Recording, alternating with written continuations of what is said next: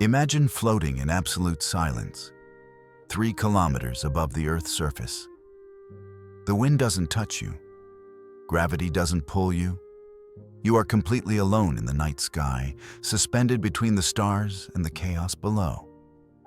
But silence is a lie, because your ears pick up everything. The cry of a child in Tokyo, the muffled scream of someone being mugged in São Paulo, the fire alarm in Chicago, the last breath of an elderly person in Mumbai. 7 billion voices, 7 billion tragedies happening simultaneously, and you can hear them, all of them, at the same time. And it's not a distant cacophony.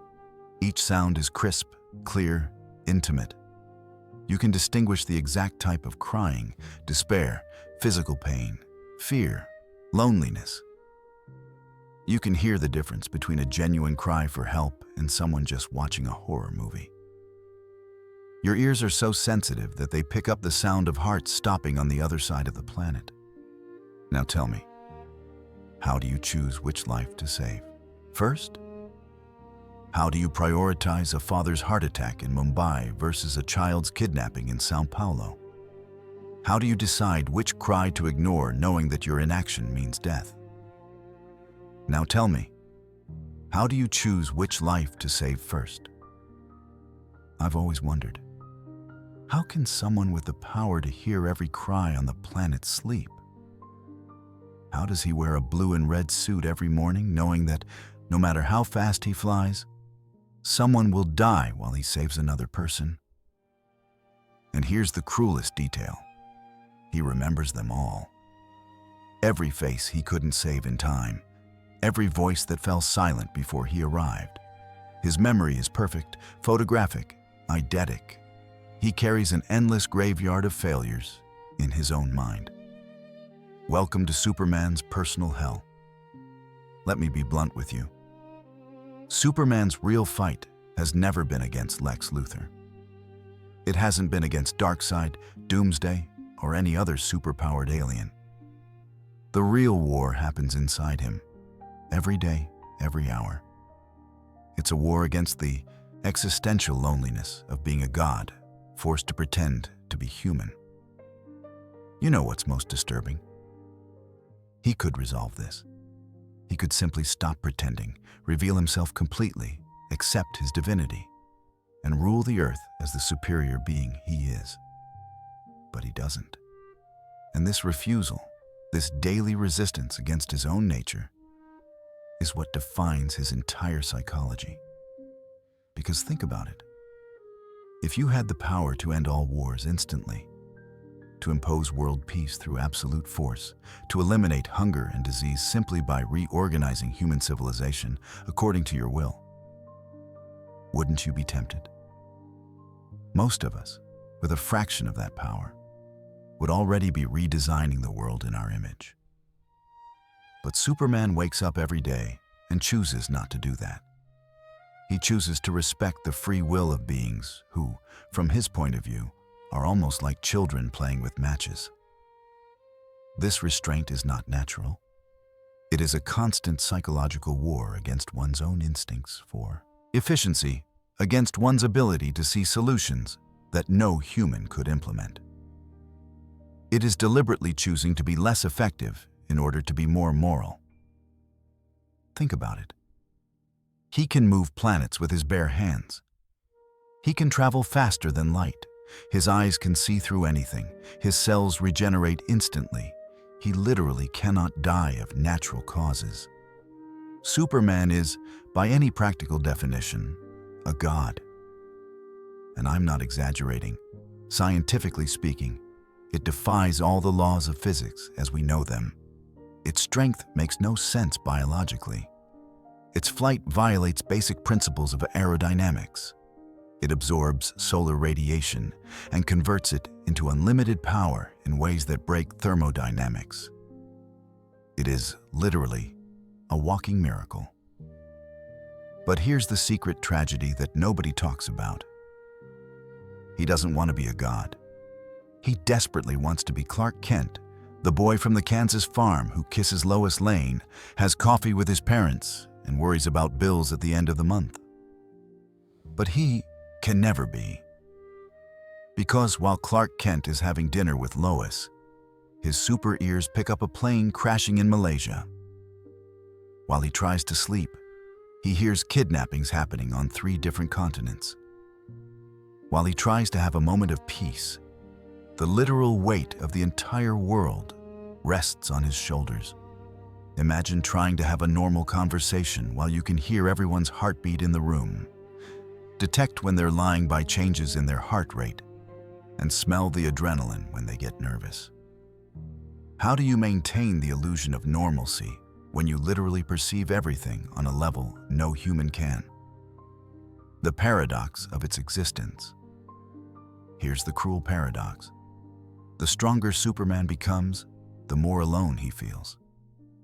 The more he saves the world, the further he drifts from the humanity he loves so much. He is the only one of his kind. The last Kryptonian, a cosmic immigrant who can never return home because his home was destroyed before he even had memories of it. And the loneliest part? No one can truly understand it. No human being, however empathetic, can comprehend what it's like to consciously choose which lives to save, because it's physically impossible to save them all at once. Think about the psychological weight of that. Every time he saves someone, statistically there are hundreds of people dying elsewhere that he could have saved if he had made a different choice. He lives knowing that every decision is an impossible moral equation. Every rescue is also a silent condemnation of someone left behind. Now multiply that by decades, by a lifetime of impossible choices. How does that not destroy a mind? How does he not go completely insane knowing that no matter how fast he flies, no matter how many people he saves, there will always be someone he couldn't reach in time? This is what I call infinite paralysis. When you have almost infinite power, responsibility also becomes infinite. And infinite responsibility is, psychologically, a perfect prison. Because it's never enough. It will never be enough. He could save 1,000 people a day and still go to sleep knowing he didn't save the other 10,000 who died while he was busy. That's not heroism. It's a kind of self-imposed torture that no human could endure. That's what we're going to explore in this video.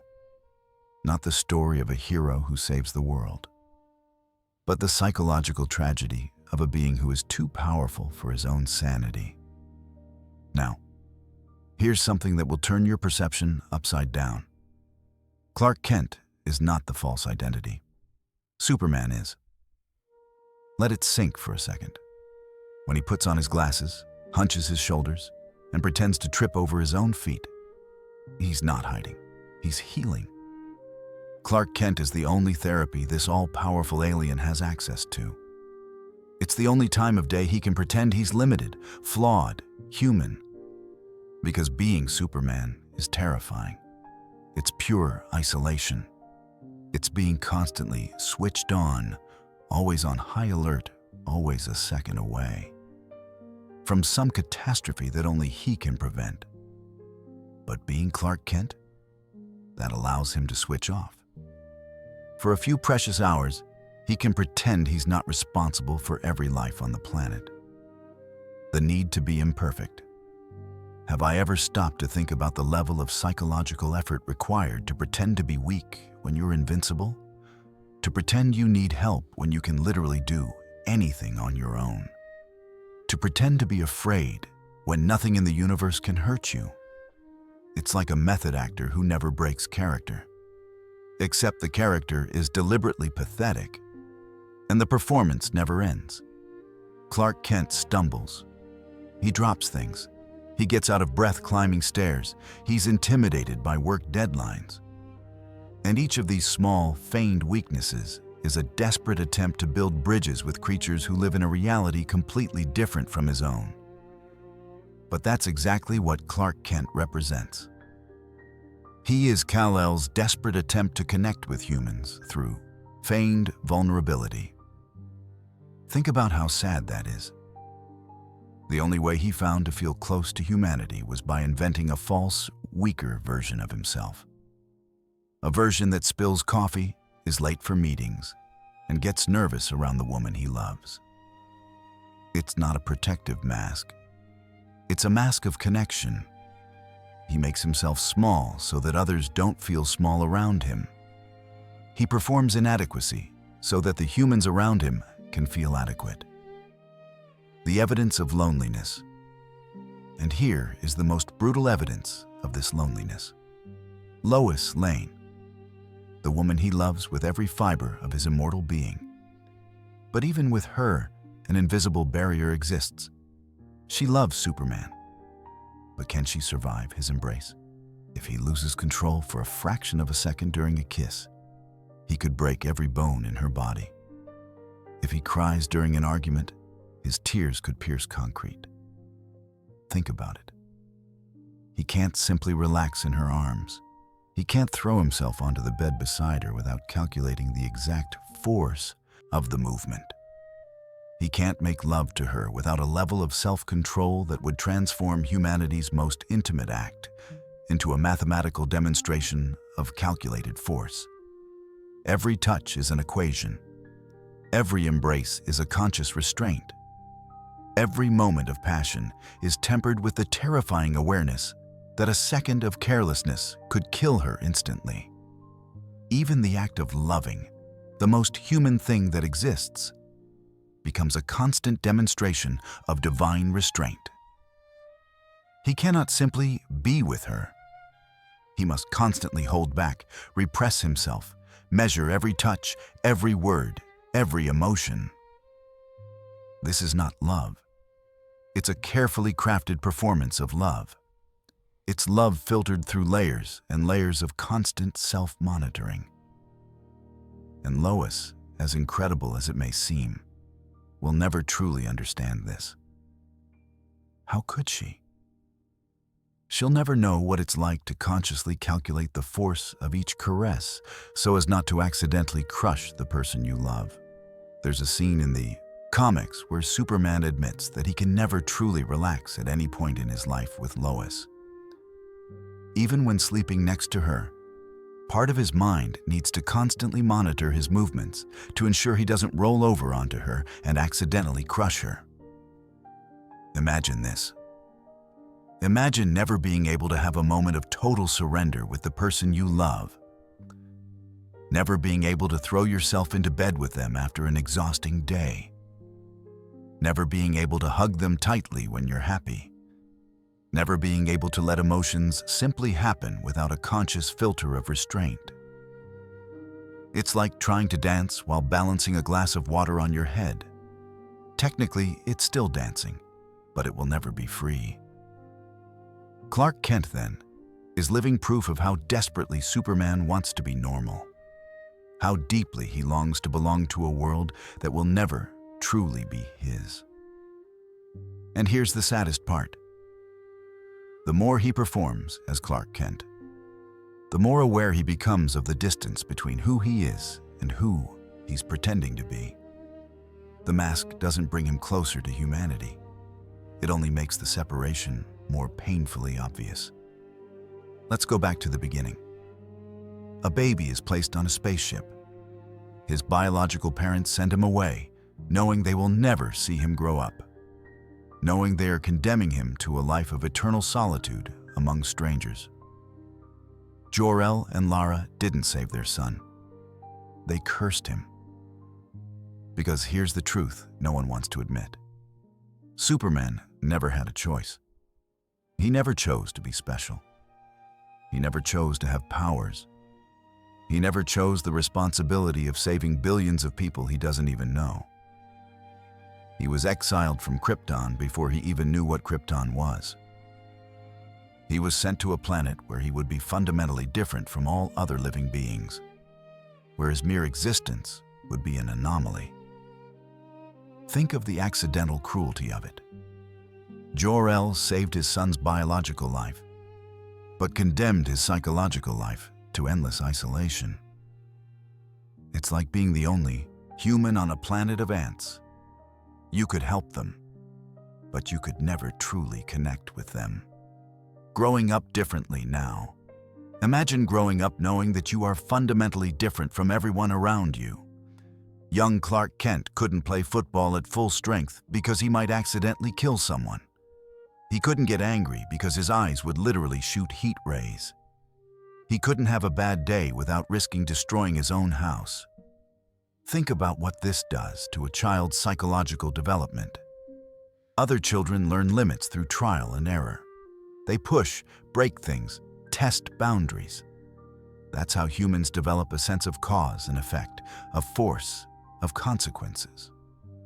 Clark never had that luxury. He couldn't learn from his mistakes because his errors could be fatal to others.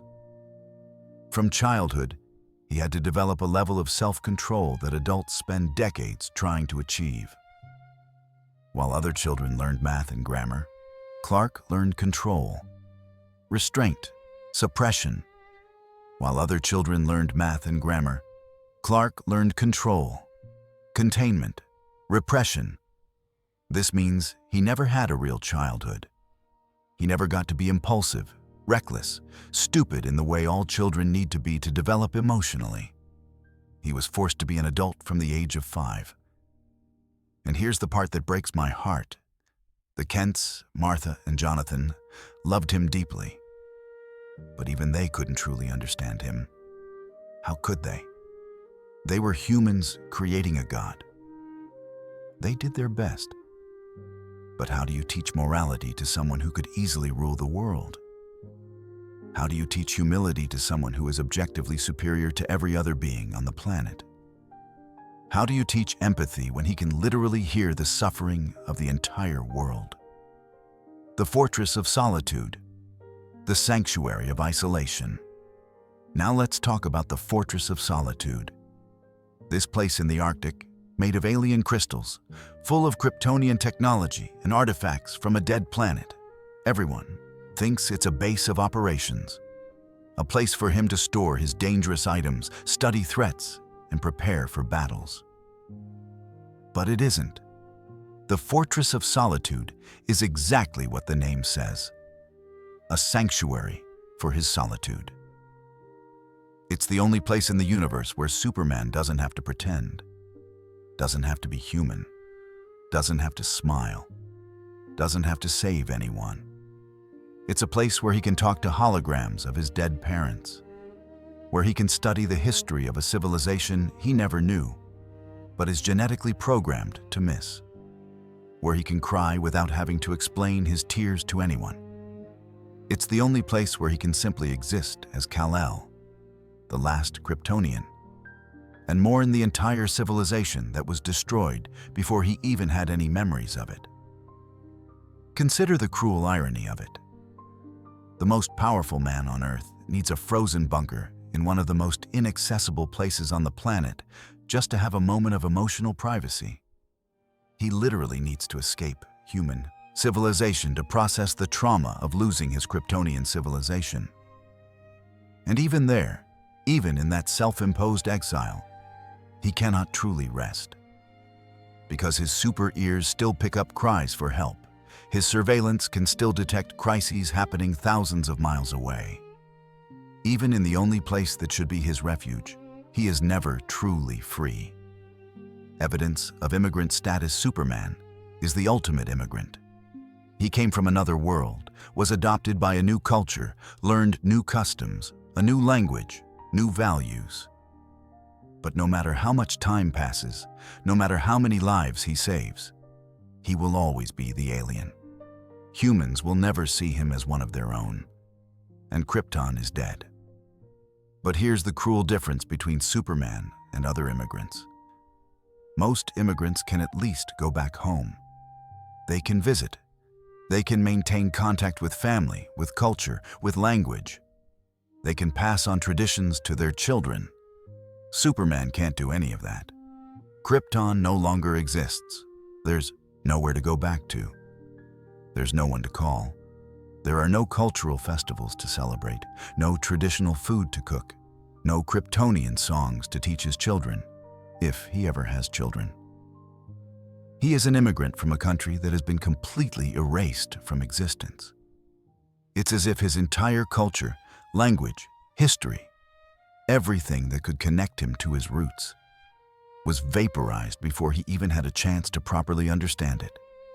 And all that remains are holograms, recordings, digital echoes of parents he barely remembers. A fortress filled with artifacts from a dead world, like a museum dedicated to a civilization that only he cares to preserve. He belongs nowhere. He is trapped between two worlds, one that has been destroyed and another that can never fully accept him. This is his journey, not a hero's journey, a journey of permanent exile. And the most tragic part? Even if he found another surviving Kryptonian, even if Krypton somehow resurfaced, he probably wouldn't fit in there anymore either. Because he was raised on Earth. His values are human. His morality was shaped by the Kents, not by Jor-El. He is too Kryptonian to be human, and too human to be Kryptonian. He exists in a permanent identity limbo, belonging entirely nowhere. Remember the scene in Man of Steel where Superman is forced to break General Zod's neck? Let me tell you what really happened in that moment. It wasn't just about killing the last living Kryptonian. It wasn't just about saving an innocent family. It was about Superman confronting, for the first time, the brutal reality of his godlike power. He killed the only living being in the universe who could have fully understood his loneliness. The only other Kryptonian, the only person who spoke his native tongue, who shared his biology, who knew Krypton as more than just holograms and stories. Zod was a monster, yes, but he was also Kal-El's last living link to his home world, and Superman had to destroy that connection with his own hands because Zod was about to vaporize innocent humans. Think about the cruelty of that choice. He could have had someone who truly understood what it means to be Kryptonian. Someone he could talk to without having to hold back, without having to calculate every word and action. Someone who wouldn't break if he squeezed their hand too hard. And he had to kill that possibility.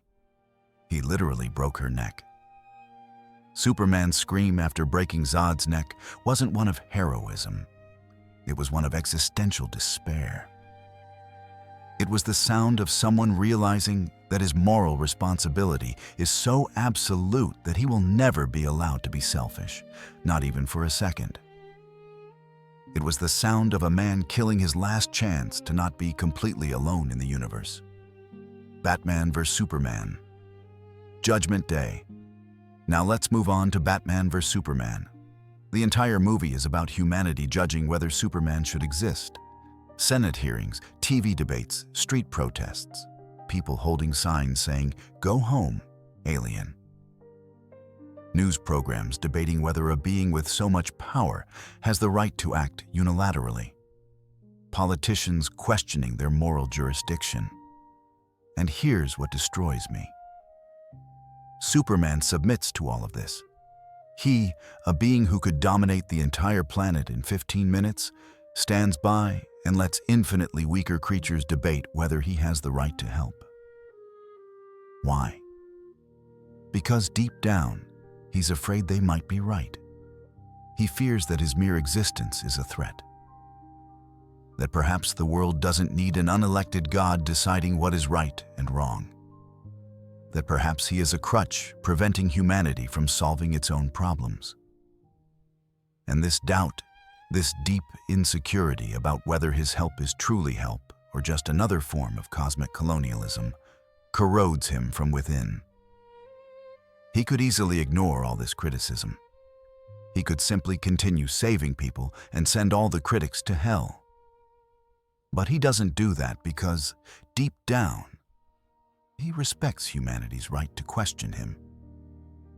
And that, ironically, proves that he deserves the power he has. Because only someone truly good would constantly question whether they are doing the right thing. The ultimate sacrifice. And then comes the ultimate sacrifice against doomsday. Superman knows he's going to die. He can feel it.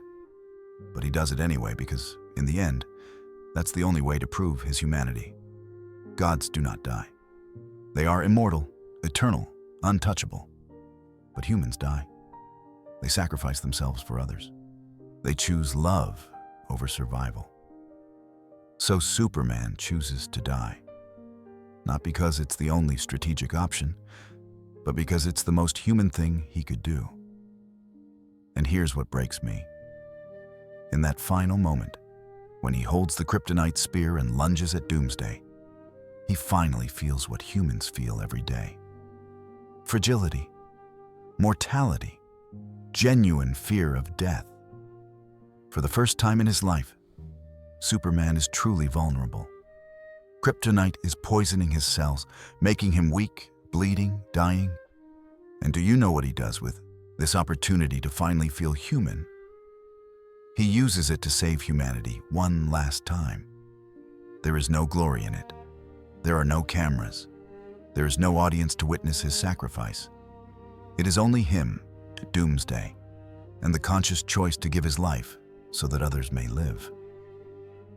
And when he dies, when his heart finally stops, there's almost a relief in it.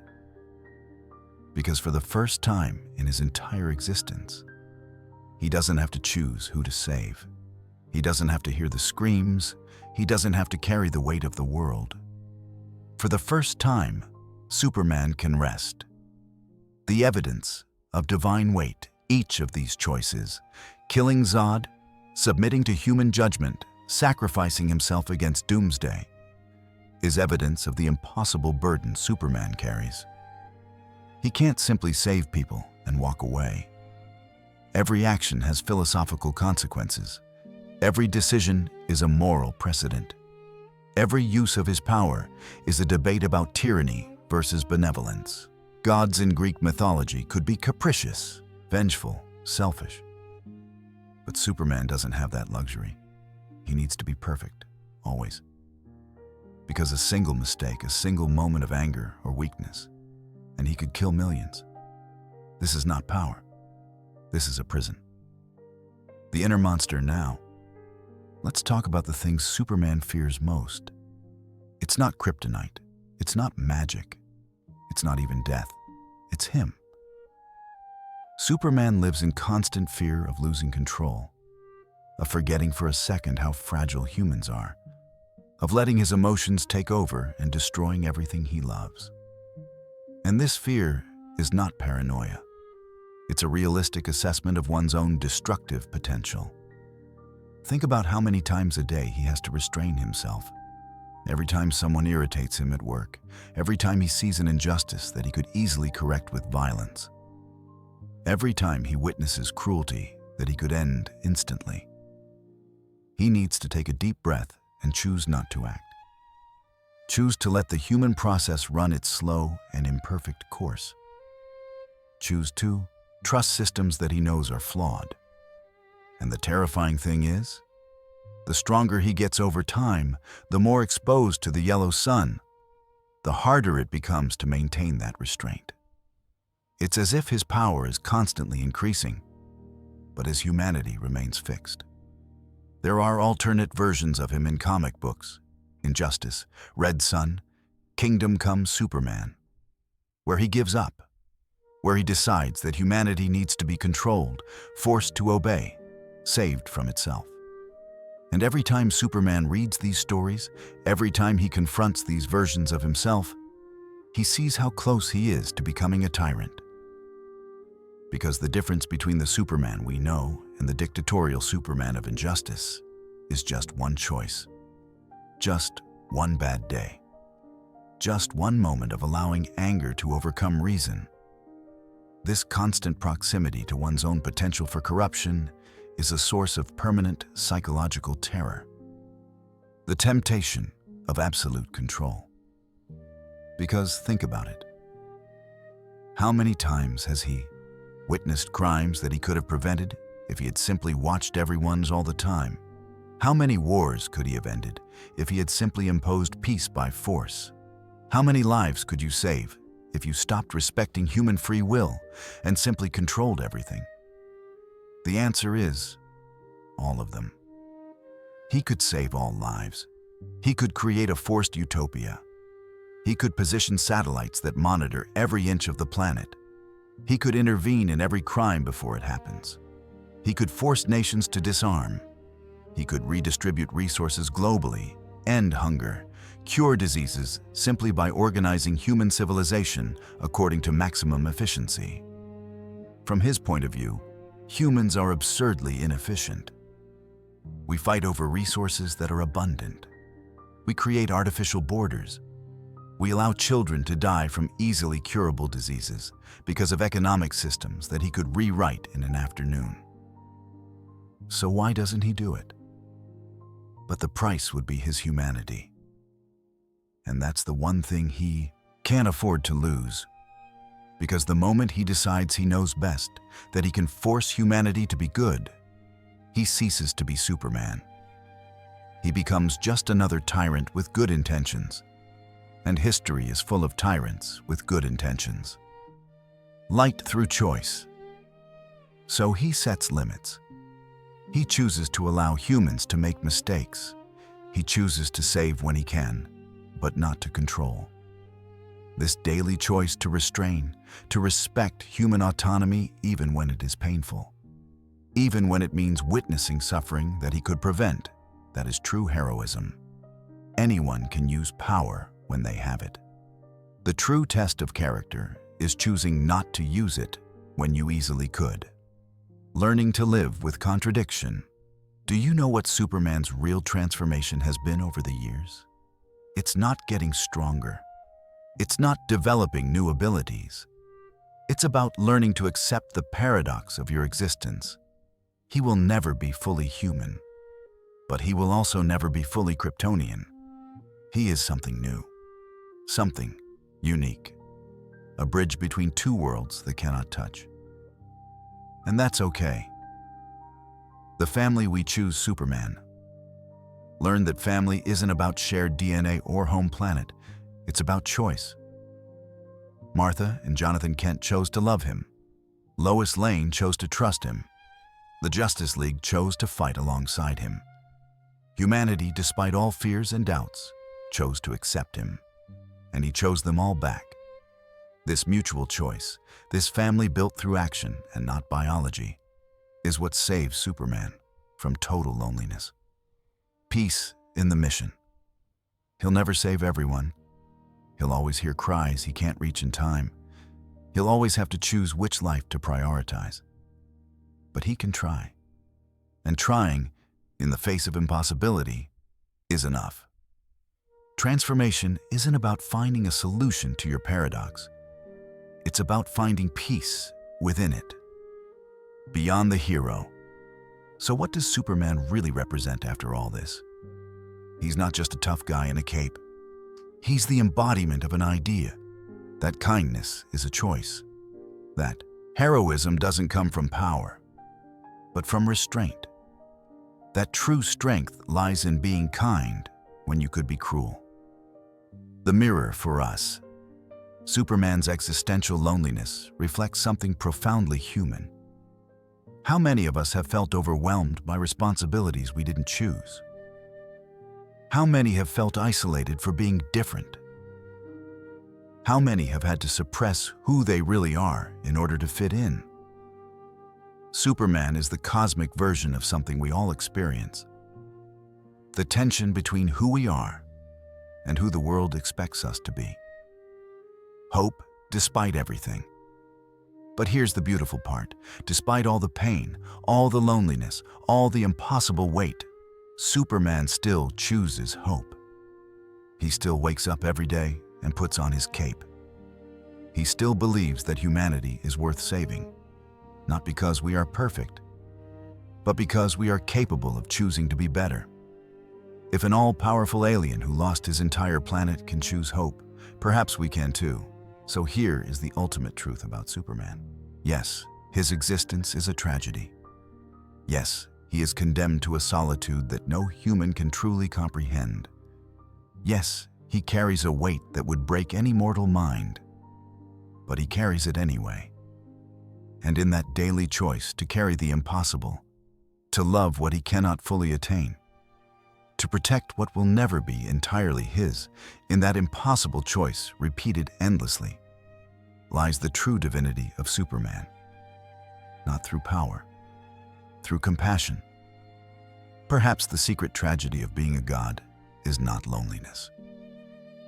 Perhaps it's about continuing to love, even knowing that you will always be alone. And perhaps that is the most human thing of all,